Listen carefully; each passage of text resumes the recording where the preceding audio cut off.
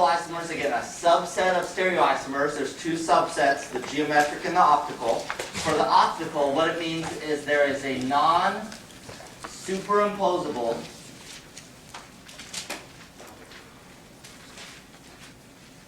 mirror image. Again, you're going to see this in OChem and bio because a lot of biomolecules in our bodies are optical isomers. Okay, what does that mean? Take a look at your hand, your right hand, and your left hand.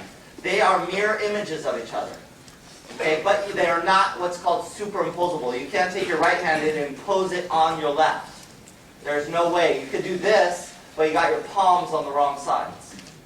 Okay, so these are non-superimposable mirror images. You can have superimposable mirror images, like my right hand to your right hand would be kind of superimposable images. They might not be mirrors. Other mirror images like that are superimposable, like one coin to another coin. They could be mirror images, but they're imposable. So optical isomers is when they're not imposable, meaning you have two, they look exactly the same in the mirror, but when you try to put them together, they're not imposable. So there's a handedness. There's right-handed and left-handed molecules. Or you might have heard of like D and L sugars. D and L sugars are this handedness thing. So there's right and left-handed sugars, everything. They're all over the place. All kinds of biomolecules are right and left-handed. So that's what an optical isomer is. We call these chiral. So there's a couple of terms you want to be familiar with: chiral and enantiomers.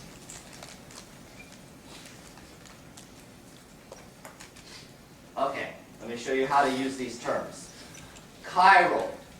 If I have two non-superimposable mirror images, then my right hand is chiral and my left hand is chiral. Okay. So they're both chiral.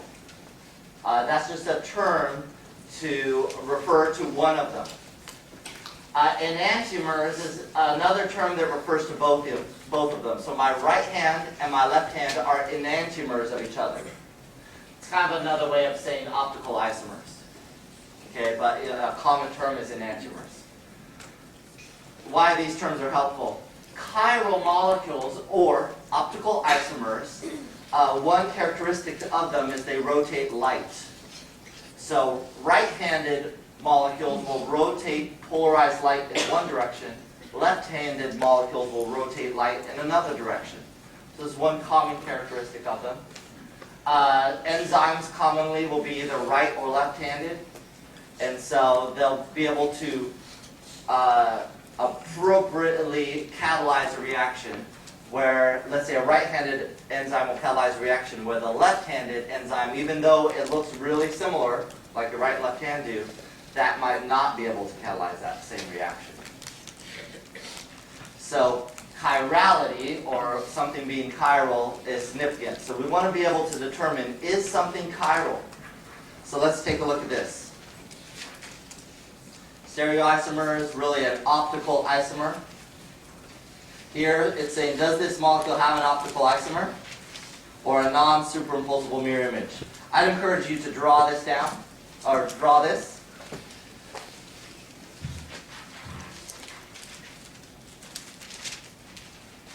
And what we do to find out, does it have an optical isomer, we draw this right here. This is our mirror. So the vertical line here is our mirror. And what we're going to do is try to draw the mirror image. You can try to do that now if you'd like. If you're not sure how to do that, I will unveil momentarily here. So we want to try to draw the mirror image. I will unveil. Here is the mirror image. You can kind of see through this. That's unfortunate. There. Okay. So you draw the mirror image. And what you have to ask yourself is, are these two superimposable? Or are they the same thing? And you think about that for a second while I try to make a little molecule for you that you can kind of take a look at and figure out for yourself.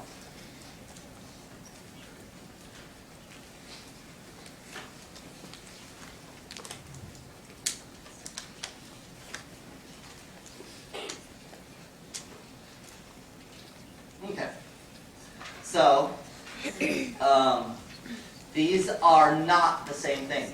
And I'll probably have to show you with a model. So yes, it does have an optical isomer. They are chiral. Okay, let me show you why.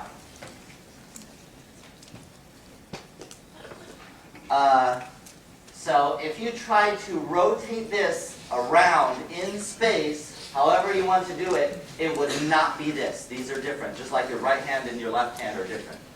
It's going to be hard for some of you to imagine this, but let me do the best I can here. Okay, so I'm going to move this for a moment. We'll dim the lights and I'll show you a little model set. And if you want to get yourself a model set, you'll probably use it in OChem anyways. So it can be helpful down the road if you're taking that class. Okay, take a look at these two. And let me get them kind of in the same arrangement here. There we go. So we've got these blacks here, ligands. We've got the two reds, the two blues, and the two whites on top. So I made them as mirror images of each other right now. So hopefully you can kind of see, just like the other molecule, they're mirror images. The black ones are the B's. Okay, the black ones are the B's from the previous drawing. If I try to rotate this in space to make it just like the other one, you'll see I will never be able to get all the colors to line up perfectly. You say, oh, I could just flip it. Well, if I just flip it, I can make those two line up, but my white and my black are not lined up. There is no way I'm going to spin this in space so that they are all lined up with each other. It's just impossible. So these are non-superimposable mirror images. They are chiral. They are both called enantiomers of each other, and they're optical isomers of each other, to use all the terms. So each one of these molecules are chiral, they're enantiomers, and they're optical isomers. They're not superimposable. Now, for those of you who are not visual, how the heck do you figure this out? Well, that's the ideal way. If you can visualize it, spin it in your mind or redraw it, that's the ideal way to do this. If you can't do that, I'll give you a couple rules of thumb. Are the B's cis, trans, FAC, or MER? The B ligands. They're FAC. You see that? They're FAC. Whenever you have octahedral with a FAC, and the other ligands are all different, so A, C, and D are different than B, it will always be chiral. So if you have FAC, and the other ligands are different, it will always be chiral. If it is MER, it's never going to be chiral. So MER is not chiral, trans is not chiral. Cis and FAC could be chiral. In this case, FAC is chiral here because all the other ligands are different.